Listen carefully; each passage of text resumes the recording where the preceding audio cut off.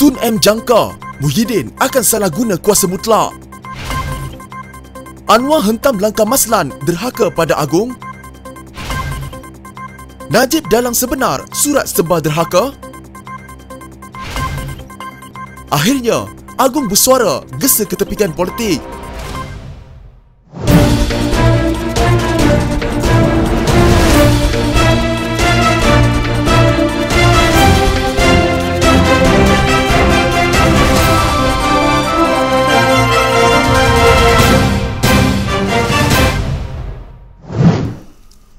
Bekas Perdana Menteri Dr. Mahathir Mohamad berkata kuasa mutlak yang diberikan kepada penggantinya Muhyiddin Yassin berikutan pengisytiharan darurat akan menyebabkan berlaku pelanggaran dan penyalahgunaan kuasa. Pengisytiharan darurat telah memberikan kerajaan kuasa yang luar biasa. Semua yang dilakukan adalah atas nama yang di-Pertuan Agong. Mereka tidak boleh dipersoal dan juga tidak boleh dibawa ke Parlimen kerana semua persidangan telah dibatalkan. Kedaulatan undang-undang telah dihapuskan. Kita yakin bahawa niatnya baik, tetapi apabila kuasa mutlak diberikan, pelanggaran dan penyalahgunaan kuasa akan berlaku, kata Mahathir dalam catatan di blognya. Katanya, peningkatan mendadak kes COVID-19 dijadikan alasan untuk rampasan kuasa melalui pengisytiharan darurat. Apa yang dapat dilakukan Perdana Menteri dengan kuasa mutlaknya untuk menyelesaikan krisis kesihatan ini? Bolehkah Perdana Menteri dengan kuasanya memenjarakan orang hingga 10 tahun dan menjatuhkan denda 5 juta ringgit dapat mengurangkan jumlah kes soal Mahathir? Bekas Perdana Menteri itu berkata, masalah yang berpunca daripada wabak COVID-19 tidak boleh diselesaikan dengan mudah.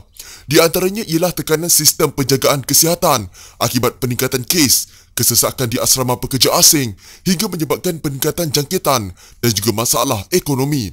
Nasihat apa yang boleh Muhyiddin berikan kepada Agong yang akan mengurangkan jumlah mereka yang dijangkiti, mereka yang harus dirawat di hospital, mereka yang akan mati soal Mahathir?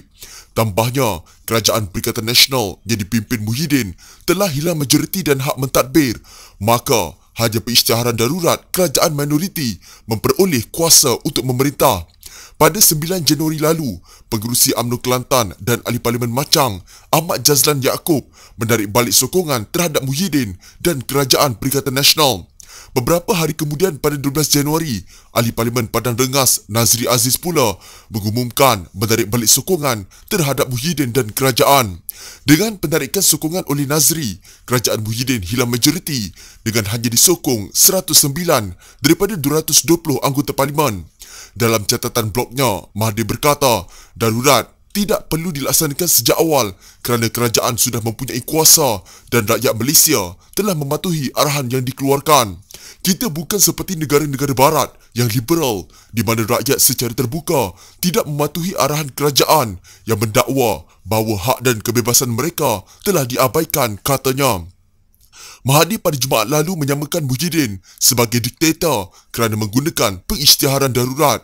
Dilaporkan juga, pejuang parti yang diasaskan Mahathir mengutuskan warkah rayuan kepada Yang di-Pertuan Agong untuk menarik balik pengisytiharan darurat.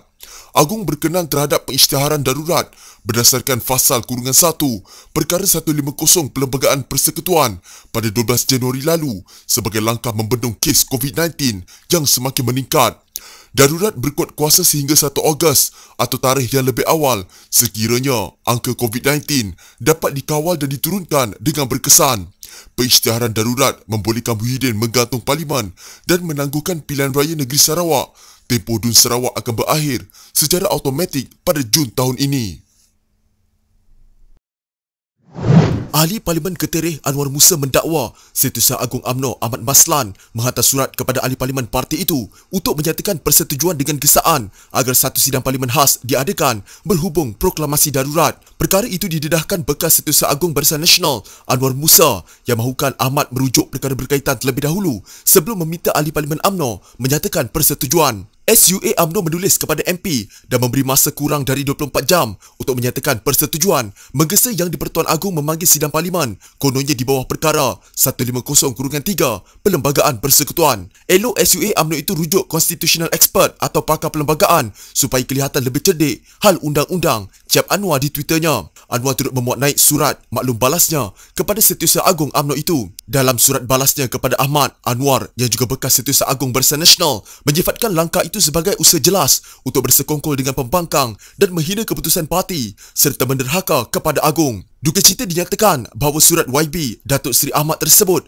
adalah satu kesilapan besar dalam mentafsirkan perkara berkaitan Perlembagaan Persekutuan Perkara 150-3 yang dirujuk bermaksud untuk mengesahkan apa-apa undang-undang yang dibuat secara pengisytiharan atau promulgation secara darurat, iaitu undang-undang atau ordinan yang dibuat tanpa persidangan parlimen yang bermaksud perlu dibentang setelah darurat tamat tetapi bukan dipanggil untuk bincang keabsahan proklamasi darurat yang telah diisytihar mengikut perlembagaan oleh Yang di-Pertuan Agong. YB Datuk Seri seharusnya faham setelah proklamasi dibuat di bawah Perkara 150 Perlembagaan Persekutuan, Parlimen tidak lagi bersidang. Parlimen hanya boleh bersidang selepas tamat tempoh darurat 1 hari bulan Ogos 2021, tulis Anwar. Justru Anwar menggesa agar Ahmad menarik balik surat berkenaan. Surat yang dihantar Ahmad itu dikatakan bertarikh 18 Januari meminta persetujuan Ahli Parlimen UMNO agar menggesa supaya sidang khas Parlimen diadakan. Perkembangan itu hadir selepas pada 14 Januari lalu, Anwar menggesa wakil rakyat pembangkang menghantar warkah rayuan kepada Agong bagi memohon agar pengisytiharan darurat dibatalkan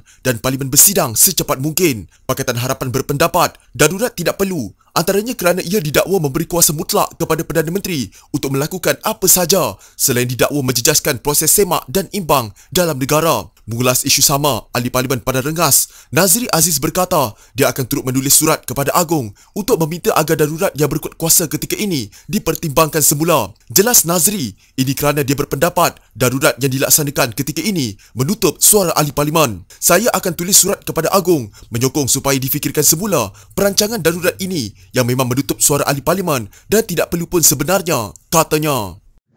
Datuk Seri Najib Razak didakwa menjadi dalang kepada usaha UMNO yang mahukan Ahli Parlimen parti itu menyokong gesaan supaya sidang khas Parlimen diadakan berhubung proklamasi darurat. Menurut sumber yang rapat dengan UMNO, bekas Presiden parti itu berbuat demikian untuk membolehkan usaha-usaha menjatuhkan Perdana Menteri Tan Sri Muhyiddin Yassin dapat terus dijalankan demi menaikkan Ketua Pembangkang Datuk Seri Anwar Ibrahim sebagai Perdana Menteri yang baru. Malangnya usaha Najib itu gagal selepas 35 Ahli Parlimen Barisan Nasional tidak bersetuju dengan langkah tersebut yang dilihat menderhaka kepada Agong, manakala hanya 7 Ahli Parlimen yang bersetuju, katanya. Terdahulu Setiausaha Agung UMNO Datuk Seri Ahmad Maslan dilaporkan menghantar surat kepada Ahli Parlimen parti itu untuk menyatakan persetujuan untuk mengadakan satu sidang parlimen khas berhubung proklamasi darurat. Bagaimanapun Ahli Parlimen Ketereh Tan Sri Anwar Musa menepelak tindakan Ahmad yang didakwa menghantar surat kepada Ahli Parlimen menggesa sidang diadakan dalam masa terdekat. Menurut Anwar, tindakan itu boleh ditafsirkan sebagai percubaan menderhaka kepada titah Yang di-Pertuan Agong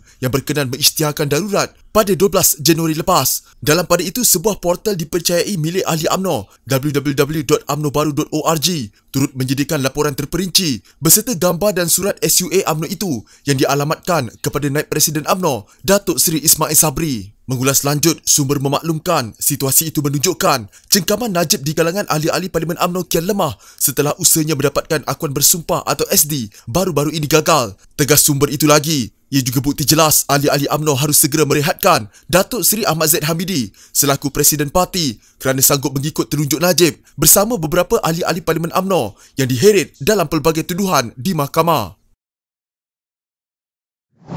Yang di-Pertuan Agong Sultan Abdullah Sultan Ahmad Shah merintahkan rakyat mengetepikan perbezaan politik, bangsa dan agama bagi memerangi COVID-19 yang berterusan mencatatkan kes positif harian 4 angka sejak hujung tahun lepas. Datuk Pengelola Bijaya Diraja Ahmad Fadil Syamsuddin berkata, Agong yakin dengan sokongan dan kerjasama semua pihak, negara mampu untuk sekali lagi melandaikan lekuk kes jangkitan COVID-19 sekaligus meringankan beban dipikul petugas barisan hadapan. Menurutnya, baginda menzahirkan kegusaran melihat peningkatan keperluan rawatan rapi dan penggunaan katil unit rawatan rapi ICU khususnya di Lembah Kelang yang mencatatkan kenaikan mendadak kes-kes positif. Berikutan peningkatan keperluan rawatan rapi dan penggunaan katil ICU ini, pesakit-pesakit jangkitan COVID-19 yang kritikal terpaksa ditempatkan di hospital-hospital kerajaan yang lain dan ini boleh menjejaskan rawatan pesakit-pesakit bukan COVID-19 yang lain. Titah Sultan Abdullah menerusi kenyataan dikeluarkan Istana Negara. Semalam negara merekodkan sebanyak 3,306 kes jangkitan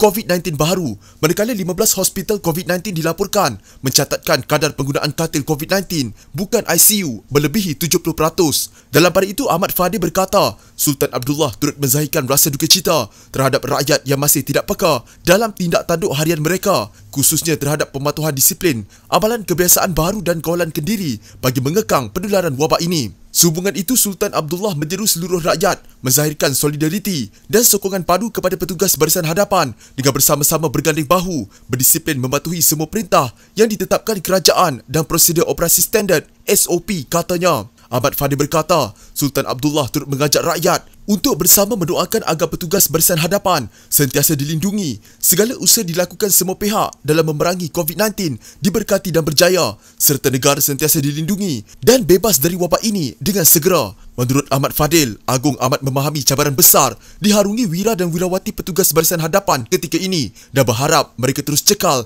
dan tabah dalam memerangi gelombang ketiga penularan wabak COVID-19. Sultan Abdullah amat menyanjungi tinggi pengorbanan dicurahkan petugas barisan hadapan demi keselamatan diri rakyat dalam memikul tanggungjawab membendung wabak COVID-19 dan merawat pesakit-pesakit wabak yang boleh meragut nyawa ini. Justeru, baginda menzahirkan harapan agar semangat kental dan juang tinggi dipamerkan mereka sebagai benteng utama negara. Sejak bermulanya penularan wabak ini awal tahun lalu, turut dihargai seluruh rakyat jelata. Sesungguhnya, usaha gigih petugas barisan hadapan sewajarnya dipuji dan terus dihargai, katanya. Jika anda mempunyai gejala seperti demam, batuk dan sesak nafas, jangan berlengah untuk terus ke klinik atau hospital bagi menjalani ujian saringan. Bersama kita tangani wabak COVID-19.